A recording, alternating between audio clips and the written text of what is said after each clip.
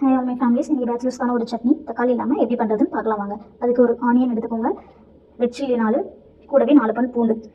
நல்லா ஆனியனை கழுவிட்டு அதை கட் பண்ணி வச்சுக்கோங்க. நாங்கள் 2 பேர்னால நான் ஒரு ஆனியன் எடுத்திருக்கேன், உங்களுக்கு தேவையான அளவு நீங்கள் எடுத்துக்கோங்க. அப்புறம் கேஸ் ஆன் பண்ணிவிட்டு அதில் பேன் வச்சுக்கோங்க. பேன் நல்லா ஹீட் ஆனதுக்கப்புறம் தேவையான அளவு ஆயில் விட்டுக்கோங்க.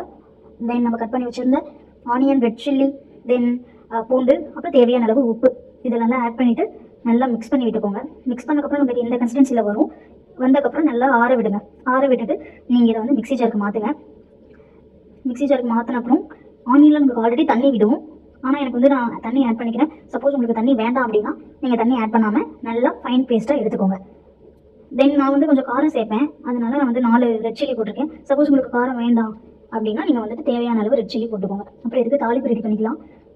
அதுக்கு ஆயில் விட்டுக்கோங்க, 2 ஸ்பூன் கடுகு.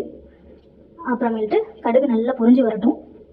நீங்கள் வந்து இந்த மாதிரி சட்னிலாம் வந்து ஆல்ரெடி செஞ்சுருக்கீங்களா அப்படின்னு சொல்லி எனக்கு வந்து கமெண்டில் சொல்லுங்கள். கடுகு பொரிஞ்சு வந்துடுச்சு. அதுக்கப்புறமேட்டு கருவேப்பிலை ஆட் பண்ணிக்கலாம். கருவேப்பிலை ஆட் பண்ணக்கப்புறமேட்டு தாளிப்புக்கு கூடவே 2 ரெட் சில்லி போட்டு நல்லா தாளித்து விட்டுருங்க. தாளித்து விட்டதுக்கப்புறமேட்டு அதை வந்து சட்னியில் சேர்த்து நல்லா மிக்ஸ் பண்ணி விடுங்க. நல்லா மிக்ஸ் பண்ணி விட்டுட்டு சால்ட்லாம் செக் பண்ணிக்கோங்க. உங்களுக்கு இந்த ரெசிபி பிடிச்சிருக்குன்னு நினைக்கிறேன். பிடிச்சிருந்துச்சுன்னா லைக், ஷேர், சப்ஸ்கிரைப் பண்ணுங்கள்.